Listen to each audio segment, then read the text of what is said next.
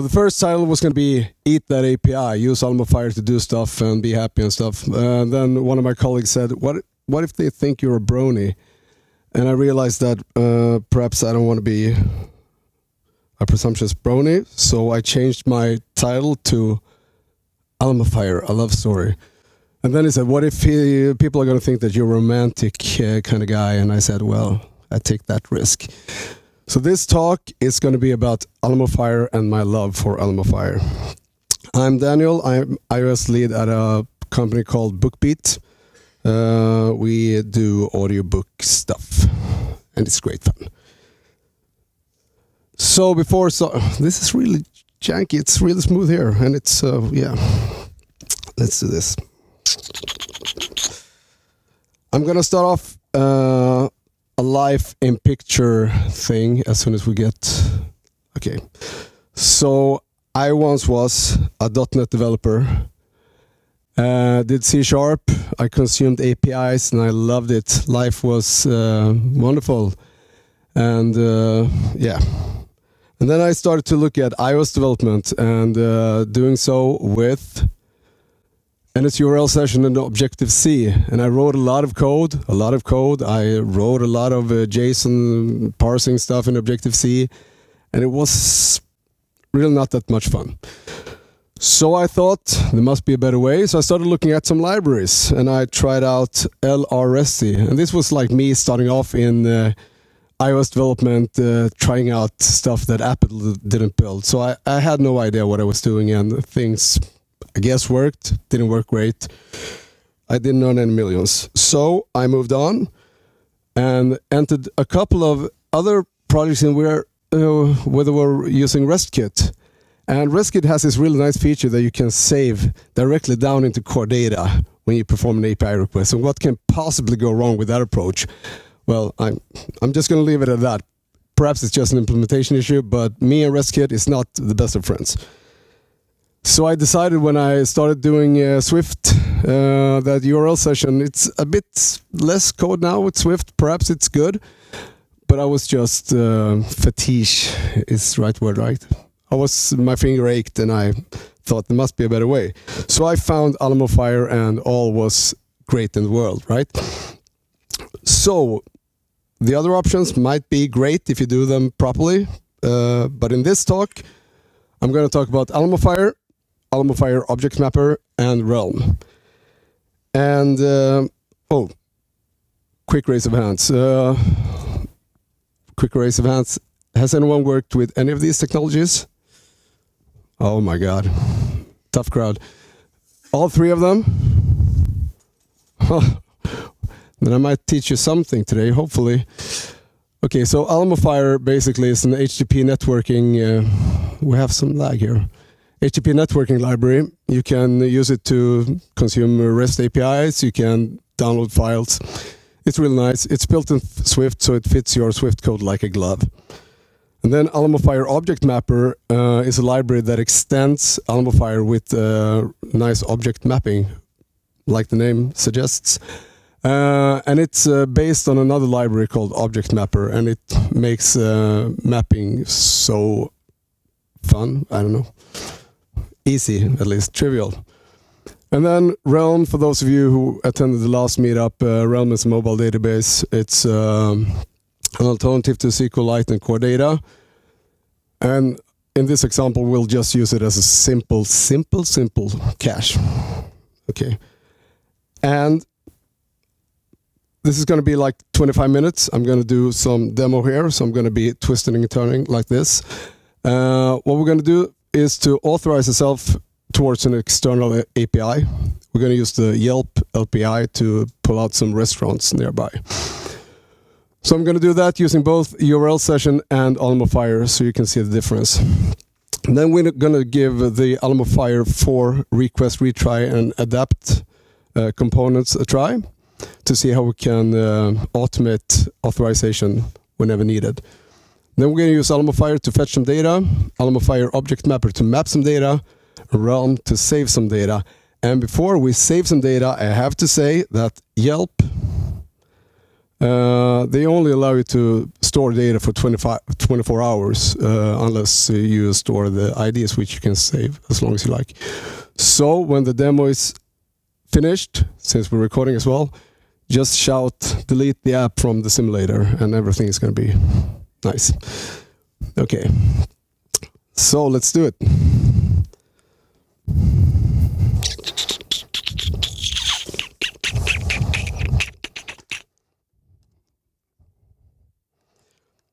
And I've been without a voice this entire weekend, so if the voice drops, just yell, speak up, and I'll do it.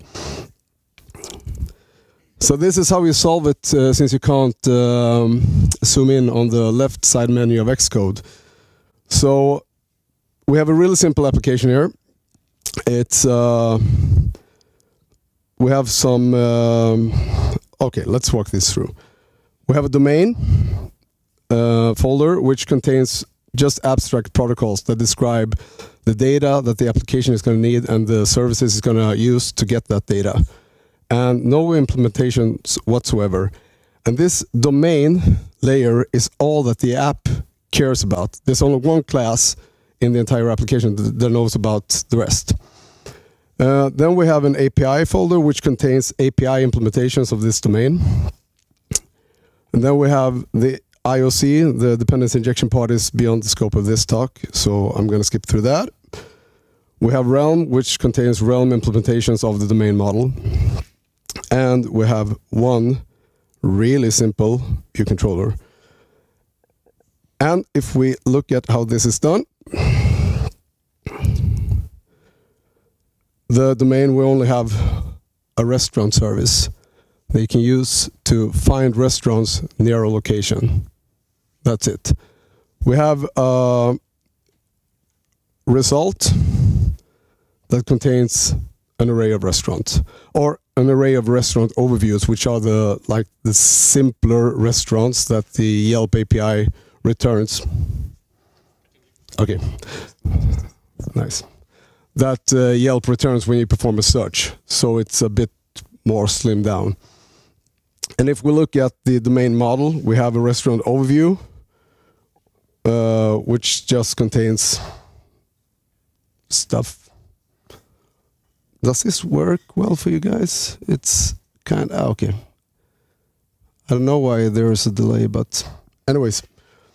And the restaurant overview contains a location, which is just a place somewhere in the world, and a list of categories. So it's pretty straightforward. And we then have the API layer, which we're gonna enable now. So let's start off by launching the application. And we're gonna see that it does nothing at all, which is really exciting.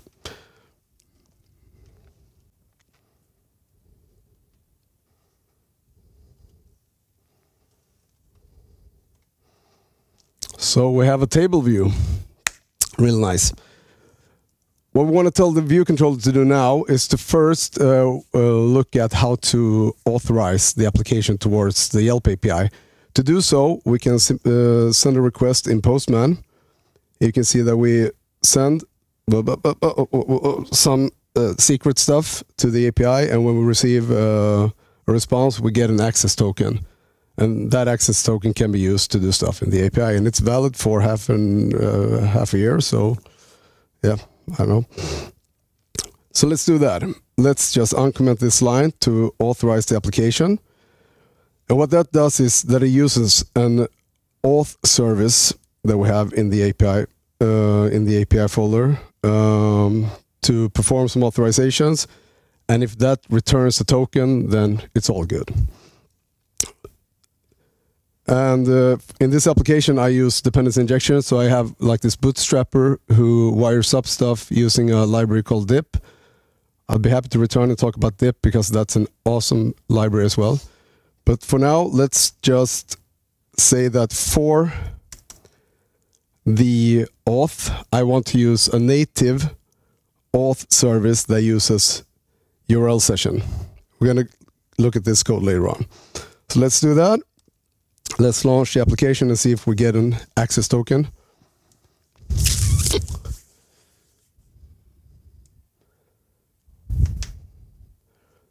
Yeah, we got it. Don't look. Okay. So, how is this done with URL session? Well, URL session requires you to set up a URL. And for the URLs in this example, I use an enum, which just gives me the URLs that I need. So I convert that. I try to convert it to a URL. If not, I launched a completion handler with nothing, which indicates that this didn't work at all, but without a clear error.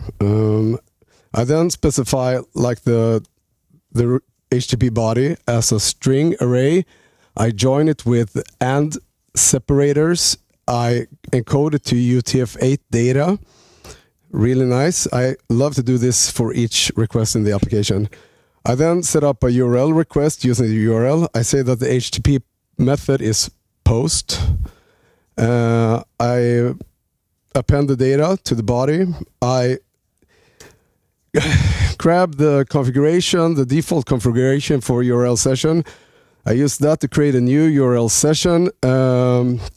I perform this data task with the request, and I get some data. Hopefully, if I get an error, then I launch the completion handler with the error. If not, I try to get the data. I deserialize it to JSON. I try to create a dictionary out of this.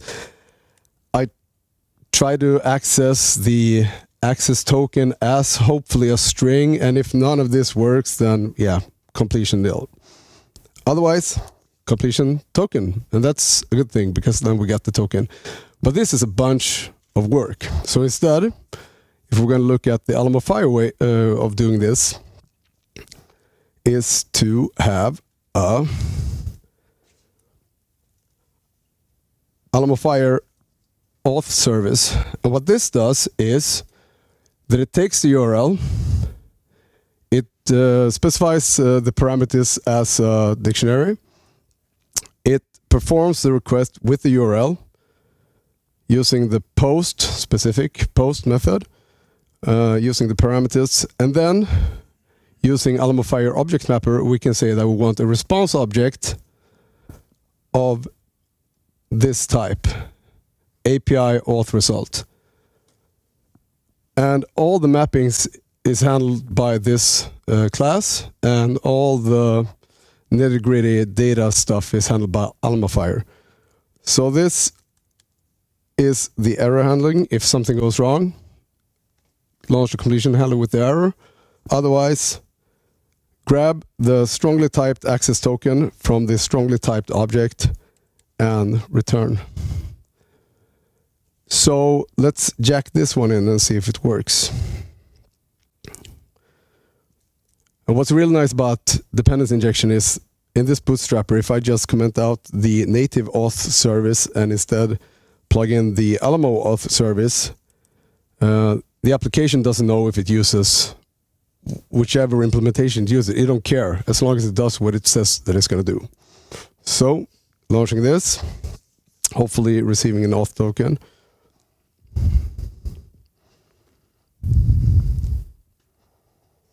Yeah, so it's done. So this is nice. We can now talk with the Yelp API, and doing so before Alamofire 4, I handled the retry queues manually, perhaps storing away the access token in some static variable that it was shared by all the Alamofire services, and it was really not that nice. So I'm going to show you how to do this with the new retry, request retryer. So if we, in the main view controller, instead of authorizing the app, now say that we want to find restaurants. In fact, let's keep both. The find restaurants method just uses the restaurant service that we specified earlier. Try to find the restaurants near Stockholm, and if we receive any restaurants, we just list them in the table view. So if we run this now, should work, right? We're authorized.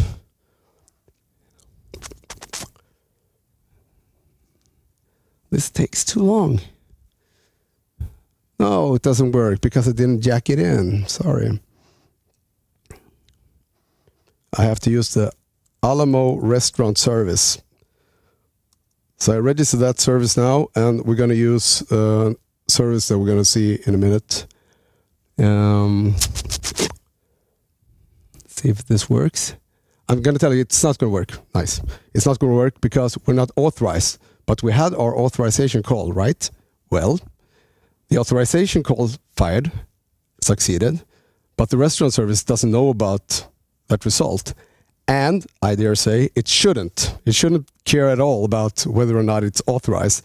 Instead, the application should detect whenever an unauthorized call is being made and try to handle that situation. And that is what the Retry Handler is going to do. The request retryer.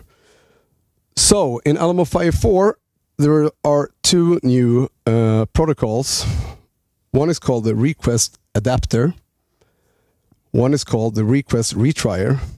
And basically, the request adapter just takes every request that Alamofire makes and transforms it in whatever way you want. The request retryer just answer one question, and that is, should the Alamofire session manager retry this request given this error? And the answer is given by executing this completion handler. So what we can see here is that the sole responsibility of this retry handler is to handle whenever the status code of a request is 401. In that case, it's going to use the auth service that we used previously, whichever implementation we want, authorize it. It's going to put the request on a queue. It's going to see if we're authorizing at the moment. If so, just abort. Otherwise, use the auth service to authorize. Grab the token if we have it. If the auth token exists, then it's a success. If it's a success, go through all the requests on the queue and tell Alamofire to process them once again. If the token is false, then we fail to authorize ourselves and stuff should explode, I think. And then finally, once everything is done, just empty the queue and we're good to go. So let's jack this one in. You do that by taking the default session manager of Alamofire, and we get an instance of our retryer. We set that as both the adapter and the retryer. And if we now run, we're actually are going to do both an authorization and the find request, but it's still going to be nice. So we get the token.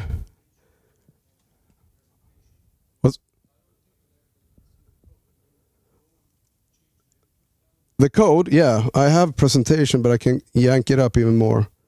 Is this even better? Even better? Is this good? Sorry. Okay. So yeah, we have some restaurants, and that's really nice. So let's look at the mapping. When we use the restaurant service, you see that we perform the request just as we did with the auth, but instead now we say that the response object should be of the type API restaurant search result. And if we look at how this looks, if we perform a search in the API, do you see this? Okay. We're just going to be worrying about this part, the businesses array. And the way we map this is to implement the mappable protocol of ObjectMapper. And this class is really simple. It just takes a list of restaurants, maps the businesses part. The businesses part that we saw previously to this array. But this is an this is like embedded objects and an embedded list. But that's no problem, because if the API restaurant overview, which implements the restaurant overview protocol of the domain, implements the mappable, it just specifies its own mapping of the API response. And then looking at the categories and location, those are nested objects as well. So the object mapper just takes this all the way through, recursively mapping everything, and you just have to focus on each object's separate mapping, which means that all the parts are in part really simple, but combining them together becomes really powerful. So the REST API location just looks like this when it maps, and the category just looks like this. And the API restaurant overview doesn't have to care. So it maps plain properties. It flattens out nested objects if you use the dot notation. It maps nested lists and nested objects. So that's really straightforward. Any questions so far? I don't know if I'm rushing through stuff. I know I am, but yeah. Well, if something goes wrong in the API, we can see here in the Alamo restaurant. Yeah. So what that does is that the object mapper is going to fail. That is going to generate an error in the response result. And eventually, I mean, it's all just optional. It's optional chaining. So eventually you can end up, I chose to, if the sorted data is, if that is nil, then I just default to an empty array, but I still send the error up to the class that made the call. So this means that if you have a 401, you have a network connection, anything that goes wrong, the mapping goes wrong, it will all just bubble up. So this is nice, I think. Yeah.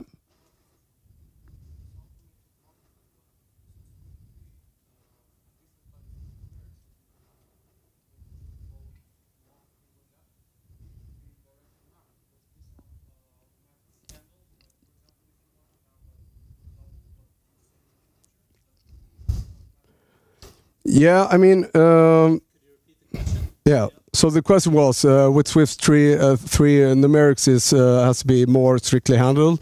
So if, for instance, the model that I have here requires a double, but the data that I get from the API is perhaps an int, does it automatically handle the mapping? It does, to a great extent. I mean, here, if we see the rating, I'm just going to redo this request so you can see. Sorry. I'm going to perform the search once more, and we can see in detail. So here you can see that the rating is a double or a decimal, and I just specified that as a decimal as well, a double as well, and the review count, of course, is int. So the object mapper is going to map stuff pretty well, I think. It handles going from int to double, making it a 1.0.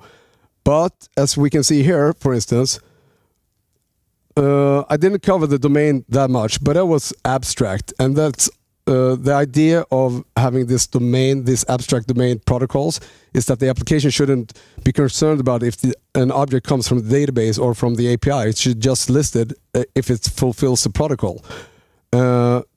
So if we look at the restaurant overview, for instance, we can see that since the restaurant overview protocol is abstract, that means that, for instance, the restaurant location is going to be an abstract protocol as well. But when it comes to the mapping, that's not true, because we need a concrete mappable class, a type. So in the API case, for instance, a location, it's going to implement restaurant location, but it's the concrete type that performs or is responsible for the mapping, and that is the type that we need to use in the AlamofireObjectMapper. So in that case, what I do is that I map to, they're not private in this example, of course, but they should be, to private, strongly typed objects. So this is the API restaurant location, but as far as the protocol is concerned, it can just return that location as the abstract one. So you can do like your own mapping as well, and then this is full extensible. It's a normal class, and you can just map stuff and convert it as you see fit.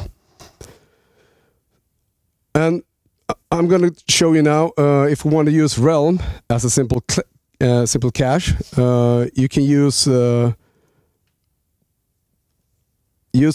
dependency injection to perform some really nice stuff. So in the realm folder here, if we just collapse the rest, we have a realm restaurant service, which is also just a restaurant service as far as the application is concerned. But you can inject another restaurant service into it, and the realm restaurant service doesn't care about where this restaurant service, the embedded restaurant service, gets its data. It can be from a protobuf stream, from file, from API, and in this case it's going to be an API. And when this executes find restaurants, it's first going to look in the database and launch the completion handler once it gets data from the database. It's then going to do it with the service, and once more call the completion handler with that. So this is really trivial realm code, but it's just looking in the database where the search location matches location. It's going to filter and sort, and then it's just going to run the completion handler with the resulting array. But when it does the same for the embedded service, it's going to use the find restaurants method near the location, get some data, look at the restaurants if the result, if there's any restaurants in the result. If so, save the restaurants, call the completion handler with the restaurants and the possible error. And yeah, when we save, we should of course delete the invalid objects. I don't do it here. We map it using like really plain vanilla mapping like this with a convenience initializer, which like mimics the behavior of the AlamofireObjectMapper. And if we use this now and replace this Alamofire restaurant service with the realm one, we can just, before we do that, let's just kill the Wi-Fi, run the application. The result now without connectivity should of course be no data.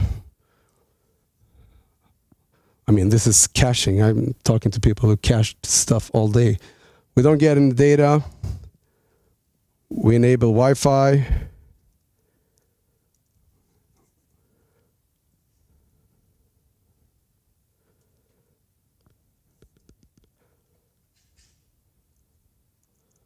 Hopefully, come on. I don't know what happens. I love it.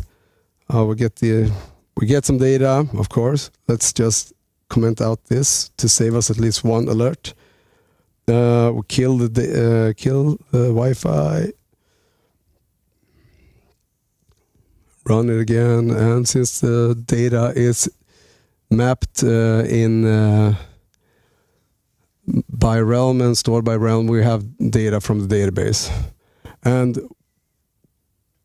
what I find really nice about this approach of using the abstract protocols is that the application, I worked in apps where, you know, all the different, if we use core data or we need a managed object model, or it leaks through the entire application, making stuff hard to